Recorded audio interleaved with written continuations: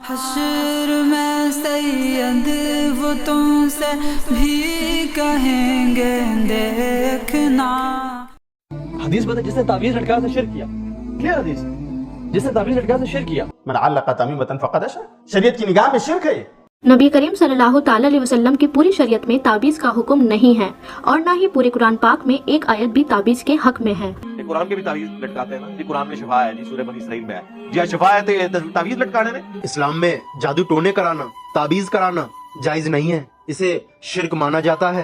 ابے ان پرچیوں میں کیا رکھا ہوا ہے جو تم گلے میں کالے کالے پٹے لٹکا کے گھومتے ہو؟ آپ صلی اللہ علیہ وسلم نے فرمایا من علق تمیما فقد اشرک. جس نے بھی اپنے گلے میں یا اپنے جسم پر تعویذ لٹکایا گویا اس نے اللہ کے ساتھ شرک کیا. حدیث میں آتا ہے جس نے تعویذ لٹکایا اس نے شرک کیا. نبی صلی اللہ علیہ وسلم نے فرمایا کہ جس نے تعویذ لٹکائی اس نے شرک کیا. اس طریقے کی ویڈیوز آپ نے انٹرنیٹ پر کلپس دیکھی ہوں گی کہ ہر وہابی غیر مقلد کا بچہ بچومڑا کھڑا ہو جاتا ہے اور ویڈیو بناتا ہے کہ نبی پاک صلی اللہ تعالی علیہ وسلم نے فرمایا کہ جس نے تعویذ لٹکایا اس نے شرک کیا. یعنی نبی پاک نے تعویذ کی, تمیمہ کی, پہننے کے, لٹکانے کی, ہاتھ میں ہو یا گلے میں ہو, اس کو شرک قرار دیا. لہٰذا یہ بہت بڑا کبیرہ گناہ ہے. اس کے پیچھے کچھ وجہ بتائی جاتی ہیں. سب سے پہلے تو یہ کہ بندے کا ایمان اس پہ آ جاتا ہے. لہٰذا یہ کہ اللہ تبارک و تعالیٰ سے ایمان ہٹ کے کسی غیر چیز پہ ایمان آنا, یہ غیر اللہ پہ ایمان آنا, اس لیے تعویذ کو نبی پاک نے شرک بتایا. سب سے پہلے اس چیز کو سمجھنا چاہیے کہ حدیث پاک کے اندر بہت سارے اعمال اور فعل کو نبی پاک نے شرک قرار دیا ہے. اس سے ہمیشہ شرک جلی مراد نہیں ہوتا بلکہ شرک خفی بھی مراد ہوتا ہے. حدیث میں بہت سارے ایسے اعمال کو بھی شرک کہا گیا کہ جس کا لینا دینا کفر کے ساتھ نہیں ہوتا, لیکن پھر بھی اس کو شرک کے ساتھ تعبیر کیا گیا. اس کو جاننے سمجھنے کے لیے آپ کو ہماری ویڈیو قسم کے تعلق سے دیکھنی چاہیے, جس کا تھمبنیل یہ سائیڈ میں ہے. یعنی قسم, نبی پاک نے فرمایا کہ غیر اللہ کی قسم شرک ہے, حتیٰ کہ کعبے کی قسم کھانا بھی جو ہے وہ شرک ہے. اس کے اندر آپ کو پوری تفصیل ملے گی کہ شرک کب اور کس صورت میں ہوتا ہے اور حدیث پاک میں شرک کا کیا مطلب ہوتا ہے. مگر اس ویڈیو میں ہم جانیں گے کہ نبی پاک صلی اللہ تعالی علیہ وسلم نے واقعی میں تعویذ کے پہننے, پہنانے کو, لٹکانے کو شرک قرار دیا ہے یا نہیں.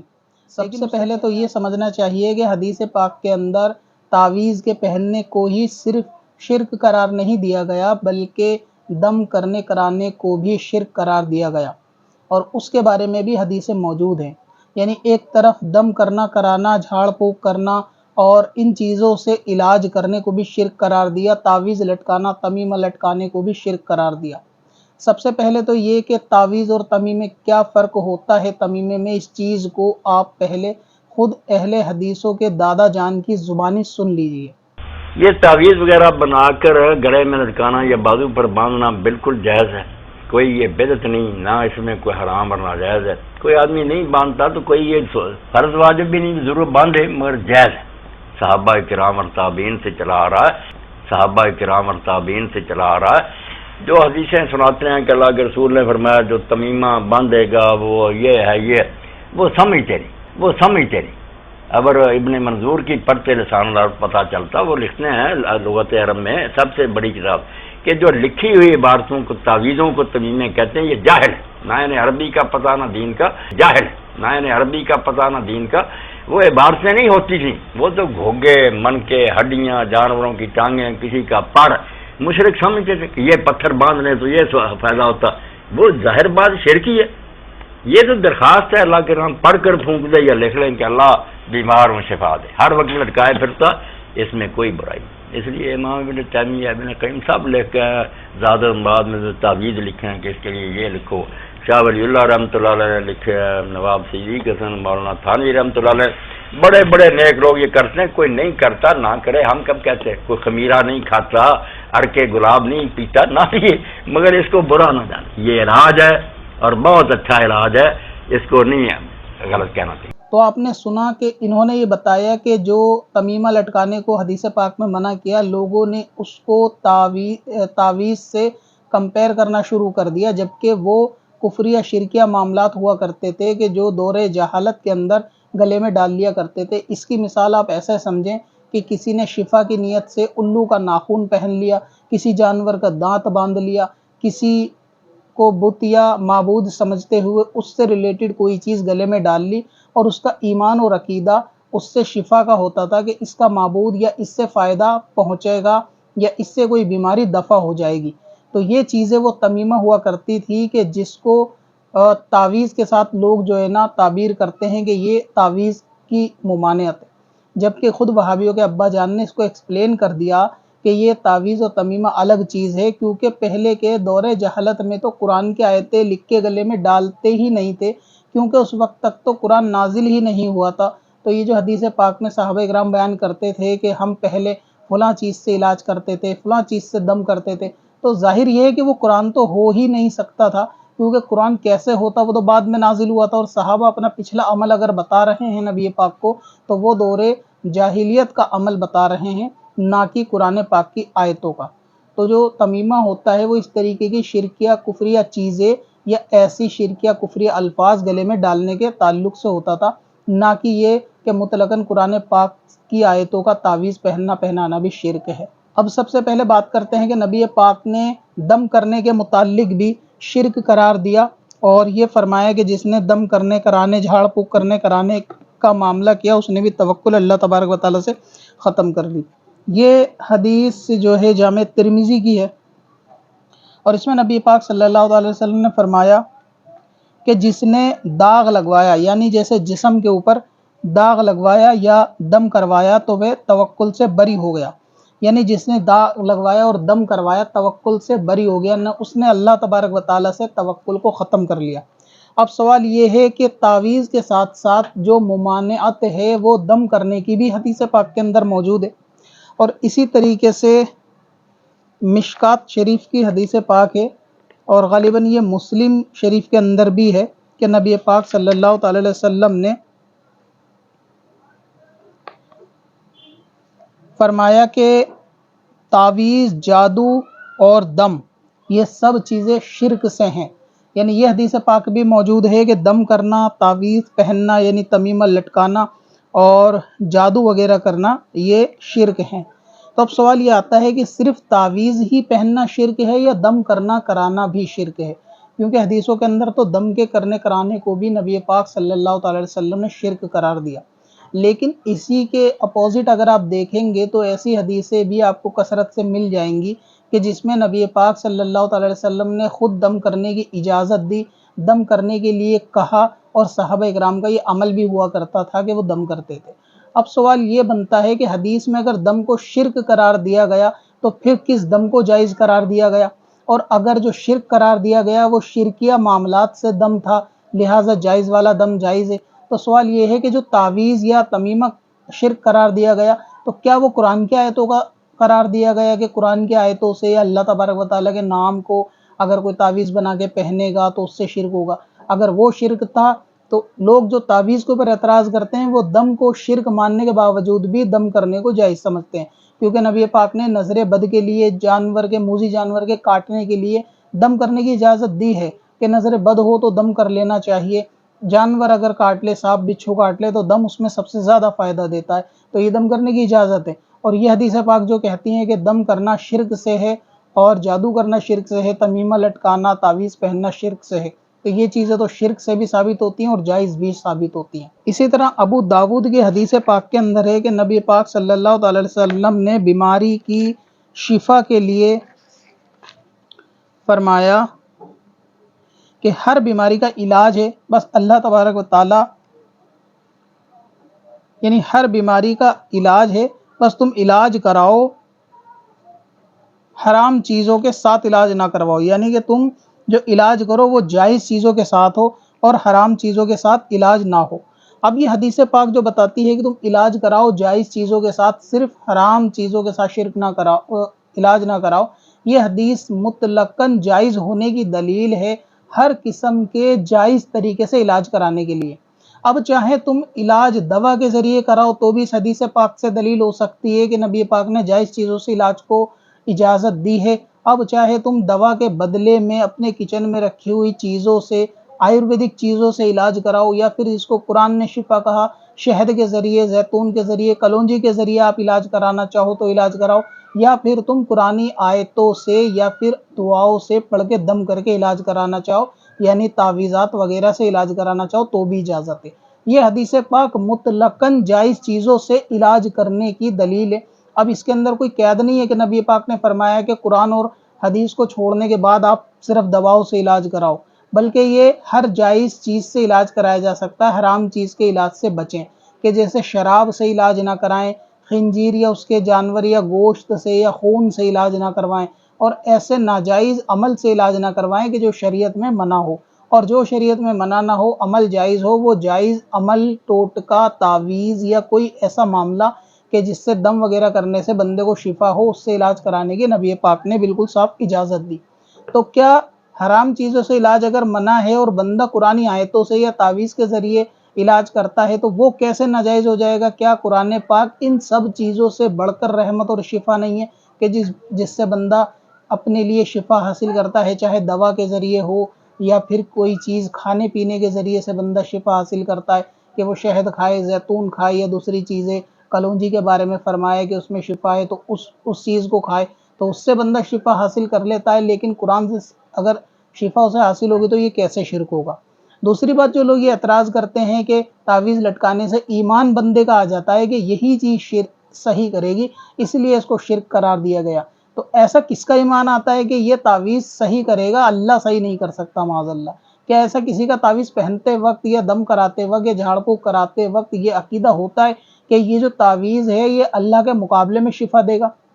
اگر یہ نظریہ مان لیا جائے تو پھر یہ نظریہ تو دوا کے لیے بھی ہو سکتا ہے کہ ہر بندہ یہی کہتا ہے کہ اس دوا سے جو ہے سر کا درد صحیح ہو جائے گا یا اس دوا سے بندے کی یہ بیماری دور ہو جائے گی، تو یہ ایمان لانا تو دوا کے اوپر بھی ہو جائے گا کہ دوا کے ذریعے کیسے بندہ صحیح ہوگا۔ تو اس دوا کے پیچھے بھی بندے کا بیسک فنڈامنٹل عقیدہ یہی ہوتا ہے کہ اللہ تبارک و تعالیٰ کی ذات شفا دیتی ہے، لیکن ذریعہ یہ دوائی ہے۔ حالانکہ کوئی یہ پورے الفاظ بولتا نہیں، بولنے میں یہی ہوتا ہے کہ اس دوا سے شفا ہو جائے گی، فلاں ڈاکٹر یا علاج کرانے سے اس بیماری میں شفا ہو جائے گی۔ تو ایمان لانے کی بات ہے تو وہ ایمان تو دوائیوں پہ بھی آ سکتا ہے۔ دوسری بات، حدیث پاک کے اندر جیسے قرآن کے اندر اور حدیث کے اندر زیتون کو یا شہد کو یا کلونجی کو شفا قرار دیا گیا، تو جب بندہ ان کو کھا کے شفا حاصل کرتا ہے تو بھی تو اس کے ساتھ شرک ہو سکتا ہے کہ اس کا ایمان یہ ہوگا کہ میں اس بیماری میں شہد کھاؤں گا مجھے شفا ہو جائے گی۔ تو کیا شہد پہ بندہ ایمان لے آتا ہے؟ کیا شہد کو خدا کے مقابلے سمجھ رہا ہوتا ہے؟ کیا کلونجی کو اللہ تبارک و تعالیٰ کے اپوزٹ سمجھ رہا ہوتا ہے کہ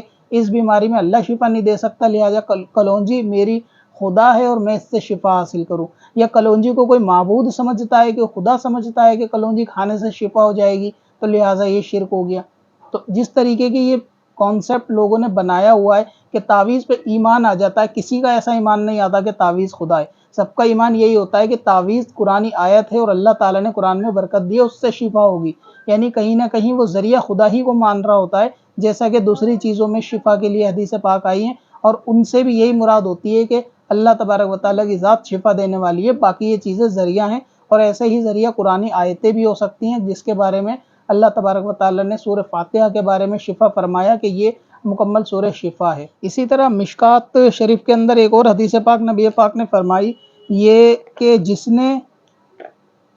داغ لگوایا یا دم کروایا تو وہ اللہ تبارک و تعالیٰ کی توکل سے اس کا تعلق ختم ہو گیا، یعنی جس نے دم کروایا اس نے اللہ تبارک و تعالیٰ کے توکل پر تعلق نہیں کیا، ختم ہو گیا۔ اب اس سے مراد یہ دم ہوتا ہے کہ بندہ کسی چیز کو یہ جان لے کہ یہ چیز اللہ تبارک و تعالیٰ کے سوا شفا دے سکتی ہے، تب وہ اللہ تبارک و تعالیٰ کی ذات پہ یقین سے باہر ہو جائے گا کہ وہ اللہ تعالیٰ پہ یقین نہیں کر رہا بلکہ اس چیز کو ذریعہ سمجھ رہا ہے کہ یہ چیز مجھے شفا دیتی ہے۔ یہ حدیث پاک اس شرک کی طرف اشارہ کر رہی ہیں کہ جو اللہ کی ذات پہ یقین نہ رکھنے کے بعد جو ہے کسی چیز کو شفا دینے کے لیے اپنے لیے ضروری سمجھے۔ جبکہ اسی حدیث پاک کے اندر اولاد جعفر پہ نظر لگنے کے تعلق سے نبی پاک صلی اللہ تعالی وسلم نے فرمایا کہ ان پر دم کر دیا کرو کہ ان کی طبیعت جلدی خراب ہوتی ہے، ان کو نظر لگ جاتی ہے۔ تو ایک طرف تو نبی پاک نے فرمایا کہ جو دم کرے وہ اللہ تبارک و تعالیٰ کی توکل سے باہر ہو گیا، جو دم کرے اس نے شرک کیا اور دم کرنا شرک سے ہے، اور ایک طرف نبی پاک خود کہہ رہے ہیں کہ یہ نظر لگی اس کو دم کیا جائے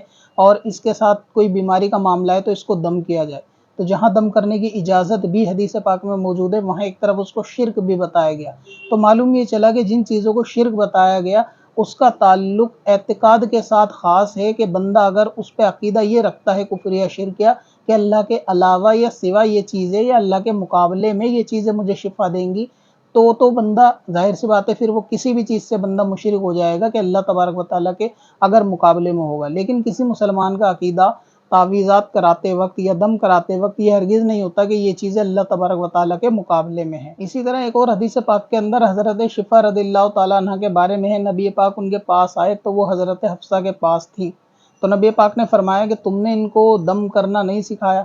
اور یہ دم کرنا بھی جو ہے وہ نملہ کے اندر تھا، ایک بیماری عرب کے اندر کہ جو جسم کے اندر چھوٹی چھوٹی لال دانے چیٹیاں کی مثل نظر آتی تھی، اس بیماری کو یہ سورہ نمل، جس طرح نمل چیٹی کو کہا جاتا ہے تو اس کی نسبت سے اس کو یہ نملہ کہا جاتا تھا۔ تو حضور پاک نے فرمایا کہ تم نے اس کو دم کرنا نہیں سکھایا، بلکہ تم نے جس طرح اس کو لکھنا تو سکھا دیا تھا لیکن دم کرنا نہیں سکھایا۔ یعنی وہ کہنا چاہتے تھے کہ جو حضرت شفا رضی اللہ تعالیٰ عنہ تھی وہ اس بیماری میں دم کرنے کے لیے مکہ معظمہ کے اندر بہت مشہور تھی، کہ جب کسی کو یہ بیماری ہوتی تو وہ ان کے پاس آگے دم کراتا اور اس کو شفا مل جاتی۔ نبی پاک صلی اللہ تعالیٰ علیہ وسلم جب گئے، دیکھا کہ وہ اور کسی لیڈیز کے پاس بیٹھی ہیں اور انہوں نے ان کو لکھنا سکھایا تھا، تو نبی پاک کا کہنے کا یہ مطلب تھا کہ لکھنے کو تو میں نے منع کیا تھا کہ عورتوں کو لکھنا نہ سکھاؤ، مگر تم نے اس کو لکھنا تو سکھا دیا، اب جو چیز فائدے مند ہے دم کرنا، بیماری میں شفا کے لیے دم کرانا، وہ تم نے اس کو کیوں نہیں سکھایا؟ یعنی کہ تم جس عورت کے ساتھ پاس بیٹھی ہو اس کو تم دم کرنا بھی سکھاؤ جس طرح تم کرتی ہو،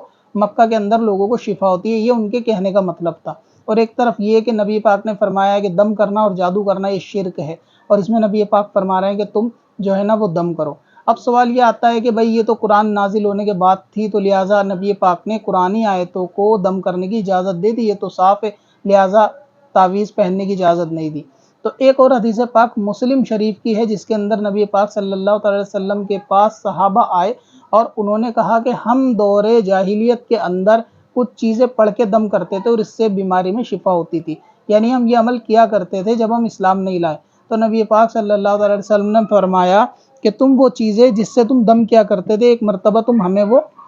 سناؤ۔ اور جب نبی پاک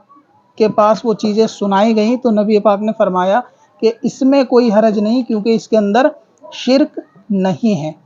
یعنی یہ حدیث پاک کتنی واضح بیان کر رہی ہے کہ دور جاہلیت کے بھی اعمال کے جو شرک اور کفر کی بنا پر نہ ہو، نبی پاک نے ان کو بھی کہا کہ اس میں حرج نہیں ہے اور اس میں شرک نہیں ہے، یعنی جن میں شرک نہیں ہے اس میں حرج نہیں۔ نبی پاک یہ کہنا چاہتے ہیں کہ آپ جو ہے وہ ہمیں یہ سنا دیا کرو جو بھی آپ کلمات پڑھتے ہو دم کرنے کے لیے، کہ جو تم دور جاہلیت کے اندر کیا کرتے تھے ایک مرتبہ تم وہ مجھے سناؤ۔ جب صحابہ نے ان کو سنایا تو نبی پاک نے فرمایا کہ اس میں حرج نہیں کیونکہ یہ شرک نہیں۔ تو اس سے یہ معلوم چلتا ہے کہ ہر وہ عمل کے جس میں شرک نہ ہو نبی پاک صلی اللہ علیہ وسلم نے اس کی اجازت دی، جیسا کہ مطلقاً حدیث پاک کے اندر فرمایا کہ تم شفا حاصل کرو، بس حرام چیزیں اس میں نہیں ہونی چاہیے۔ اور یہ صحابی حضرت عوف بن مالک رضی اللہ تعالیٰ عنہ تھے کہ جنہوں نے فرمایا کہ ہم جو ہے کسی دور جاہلیت کے الفاظوں کے ساتھ دم کیا کرتے، تو اس پہ نبی پاک صلی اللہ علیہ وسلم نے ان کو فرمایا کہ یہ الفاظ تم مجھے سنا دیا کرو۔ اور جو الفاظ انہوں نے سنائے اس وقت میں کہ یہ بھی ایک چیز تھی جو ہم پڑھ کے دم کرتے تھے، تو نبی پاک نے فرمایا کہ اس میں کوئی مذائقہ نہیں، اس میں کوئی حرج نہیں، اور یہ شرک سے نہ ہو، یعنی اس طریقے کی الفاظ شرک سے نہ ہو رہی ہے۔ حدیث پاک بھی مسلم شریف کے اندر جو ہے وہ نقل ہے۔ تو جس دم کے اندر شرکی الفاظ نہ ہو، جس دم کے اندر کفری الفاظ نہ ہو، اس میں کوئی حرج نہیں ہوتا، پھر چاہے وہ الفاظ قرآن حدیث میں نہ بھی ہوں ظاہری طور سے، یا کسی نے آیتوں کو یا اللہ تبارک و تعالیٰ کے ناموں کو کسی وظیفے کے طور پہ پڑھنا شروع کر دیا تو بھی اس کے اندر جو ہے اللہ تعالیٰ اس میں شفا رکھے گا، کیونکہ یہ حرام چیز نہیں ہے، اور منع صرف حدیث پاک کے اندر حرام چیز سے۔ اسی طریقے سے ایک اور حدیث پاک ہے جس کے اندر لکھنے کے تعلق سے ہے کہ ایک صحابی رضی اللہ تعالیٰ عنہ اپنے بچوں کو یہ کلمات، نبی پاک نے فرمایا کہ یہ کلمات اپنے بچوں کو سکھاؤ، جیسے کہ خواب میں لوگ ڈر جاتے تھے سوتے وقت، یا جن کو خواب وغیرہ آتے ہیں، تو حضور نے فرمایا یہ کلمات جو ہے اپنے بچوں کو سکھاؤ۔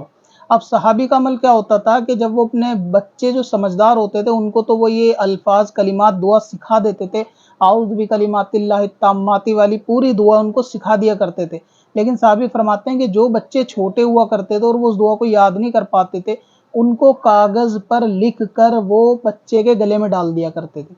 اب سوال یہ ہے کہ صحابی کا یہ عمل کہ قرآنی آیت کو لکھ کر گلے میں ڈالے، ان کو یہ چیز معلوم نہیں تھی کہ گلے میں لٹکانے کو تو نبی پاک نے حرام اور شرک قرار دیا ہے، تو کیا یہ شرک ہے یا نہیں؟ لیکن یہاں کچھ لوگ یہ اعتراض کریں گے کہ بچہ چھوٹا تھا لہٰذا وہ تو یاد نہیں کر پاتا، اب تو تم یاد کر سکتے ہو تو تم کیوں ڈالتے ہو تعویذ؟ تو اس کا جواب یہ ہے کہ اگر بچہ چھوٹا تھا اور وہ یاد نہیں کر پاتا تو کیا بچہ چھوٹا اور نابالغ ہو تو اس کے ساتھ شرک کی اجازت ہوتی ہے؟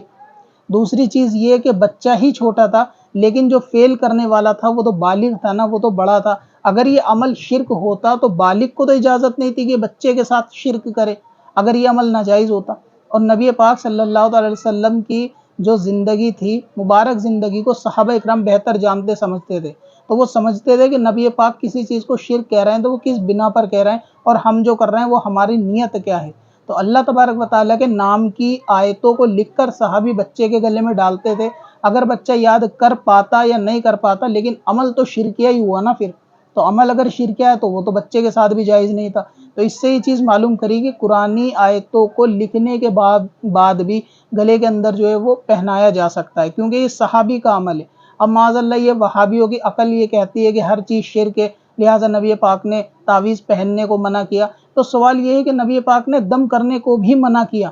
تو قرآن میں دم کرنے کے لیے قرآنی آیتوں کو دم کرنے کی پھر وہابی کس طرح سے اجازت طلب کرتے ہیں کہ بھئی اس کو تو اجازت ہے، اس کو تو مان لیں گے کہ دم کرایا جاتا ہے، اور کرتے کراتے بھی ہے، تو دم کرنا بھی تو شرک قرار دیا جس طرح تعویذ پہننا قرار دیا۔ تو تمیمہ اور تعویذ وہی ہے کہ جو شرکیہ کفری الفاظوں کے ساتھ ہو، اور ایسے علاج تو صاف حدیث میں منع ہے کہ ہر وہ علاج کرانا ہر طریقے سے کہ جو ناجائز چیز سے کیا جائے منع ہے، اور جو علاج جائز چیز سے کیا جائے اور اس میں توکل اللہ تبارک و تعالیٰ کی ذات پہ ہو بالکل جائز ہے،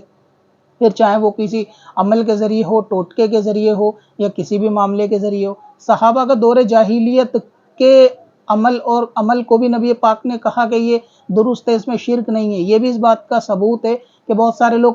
کہتے ہیں کہ جی کوئی اگر بابا کوئی وظیفہ بتا دیں کہ آپ اس کو 70 بار پڑھ لو، تو کہتے ہیں اس میں حدیث میں کہاں ہے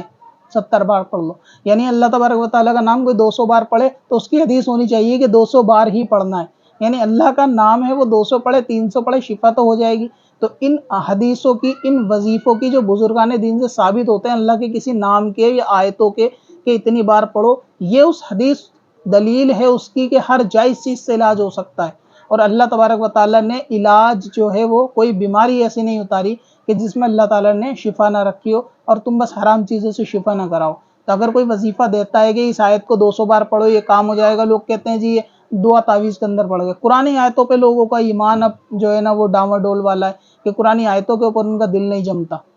تو یہ جو تعویذ اور دعا ہے یہ اللہ تبارک و تعالیٰ کے مقابلے میں نہیں بلکہ اللہ تبارک و تعالیٰ کے ذریعے سے شفا حاصل کرنا ہے، اور حدیث قرآن کے اندر اس کی وضاحت جو ہے ہم نے کر دی کہ اس طریقے سے قرآن پاک کے اندر اس کی اجازت دی گئی ہے۔ نبی پاک نے خود دم کرنے کی اجازت دی، دم کرنے کا حکم دیا، بلکہ ایک صحابیہ کے گھر پہ گئے نبی پاک، ایک بچی کو دیکھا کہ اس کا چہرے پہ نظر لگنے کے اثرات تھے، چہرے پہ کالے دانے تھے، اور کبھی ہوتا ہے کہ چہرہ زرد اور پیلا پڑ جاتا ہے، تو نبی پاک نے فرمایا کہ اس پہ دم کرو کہ اس پہ نظر کے اثرات ہیں۔ یعنی ایک طرف کہ وہ نبی پاک جو دم کرنے کو شرک قرار دے رہے ہیں اور ایک طرف اس کی اجازت بھی دے رہے ہیں، تو یہ فرق اور اجازت بالکل واضح ہو رہا ہے کہ شرک کس صورت میں ہوگا اور جائز کس صورت میں ہوگا۔ ٹھیک وہی حکم تعویذ کا ہوگا کہ جس طرح صحابہ پہنا دیتے تھے گلے میں لکھ کے کہ بچہ یاد نہیں کر پا رہا، اسی طریقے سے مریض کو قرآن آیتوں کو لکھ کے گلے میں پہنا دیا جا سکتا ہے۔ تو آپ جو ہے وہ اپنے ایمان اور عقیدے کی حفاظت کریں، ان غیر مقلد وہابیوں کی کہنے میں نہ آئیں، اور جس طرح اہل سنت کا معمول ہے اس رسی کو مضبوطی سے تھامے رہیں، مسلک اعلیٰ حضرت پہ قائم رہیں، خود بھی اور اپنے بچوں کو بھی اہل سنت کے معاملات سکھائیں، سنی علماء کے بیانات سکھائیں، اور ان کے موبائل میں چیک کریں کہ کیا وہ ایسے انفلوئنسر کو دیکھ کر بہک تو نہیں رہے کہ ہر چیز قرآن حدیث کو وہ شرک اور بدعت کا لیبل لگا رہے ہیں۔ یہ ذمہ داری ہر والدین کی ہے کہ وہ اپنی اولاد کو عقیدوں کے بارے میں بیٹھ کر سکھائے، سمجھائے، 10-15 منٹ دے اور ان کو بیٹھے روز ڈیلی اور ان سے پوچھے سوالات کہ اس بارے میں تم کیا سوچتے ہو، اس بارے میں تم کیا سوچتے ہو۔ ایک آسان مثال لے لیں، بچے کھانا وغیرہ کھانے کے بعد گھر میں بٹھائے، ان سے پوچھیں کہ بھئی جو اسلام میں تعویذ پہننا ہے اس کے بارے میں تمہاری کیا رائے ہے، تم اس کے بارے میں کیا سوچتے ہو۔ بچہ کتنا بھی چھوٹا ہو، اگر 12-14 سال کا ہے تو اس نے ویڈیوز اتنی دیکھی ہوں گی کہ وہ آپ کو جواب دے دے گا کہ اس نے ایسا ایسا سنا ہے۔ اگر اس نے صحیح سنا ہے، صحیح دیکھا ہے تو آپ اس کی نالج میں اضافہ کریں، अगर उसने गलत देखा, गलत सुना है, तो वो आपको ज़रूर बताएगा कि ये चीज़ शिर्क होती है, हमने देखा था वीडियो में, ये चीज़ ऐसी होती है। तो आप फ़ौरन नोट करेंगे बच्चे के दिमाग जो है वो डाइवर्ट हो रहा है इस तरफ। फिर आप उसकी इस्लाह करें कि जिन लोगों ने ऐसा बताया वो बिल्कुल गलत है, कुरान पाक कभी भी शिर्क नहीं होता। उसको पढ़ के दम किया जाए या पहन लिया जाए तावीज़ बना के अगर किसी शिफा की नीयत से, तो वो शिर्क नहीं हो सकता, क्योंकि वो अल्लाह के मुकाबले में कोई बंदा तसव्वुर नहीं करता। इसी तरीके से हर मामले में, हर अकीदे में बच्चे को बिठा के बात करें, उससे पूछें, चाहे छोटा भाई हो, बहन हो और औलाद हो, भतीजे भांजे हो, कि इस बारे में वो क्या नज़रिए रखते हैं। तो इससे बच्चों की इस्लाह भी होगी, अकीदे की हिफाजत भी होगी। अगर उनकी कहीं गलती और आपको पता भी चलेगा कि इनका रास्ता ये कहाँ जा रहे हैं, और अगर उन्हें कुछ भी नहीं मालूम तो आप स्टार्टिंग में उनको सिखाना शुरू करें कि इसका ये जवाब होता है, याद रखना, इसका ये जवाब होता है, याद रखना। नियाज़ फातिहा क्या होती है, क्यों जायज़ होती है, मिलाद क्या होती है, क्यों जायज़ होती है, नबी पाक सल्लल्लाहु अलैहि वसल्लम जो आखिरी नबी हैं वो क्यों आखिरी हैं, आखिरी का मतलब क्या होता है, नया नबी कोई आए तो हमें उससे क्या करना चाहिए, उसके साथ ताल्लुक़ कैसे रखने चाहिए, बदअकीदा के साथ क्या ताल्लुक़ रखने चाहिए। ये सारी अकाइद के मामले अपने बच्चों को समझाना सिखाना चाहिए। अब आप हमें इंस्टाग्राम पे भी फॉलो कर सकते हैं। इंस्टाग्राम आईडी है सिकंदर वारसी। यहाँ अपने सवाल ऑडियो में भी भेज सकते हैं। चल तुझे भी बख्शवा दूं तेरी बारी आ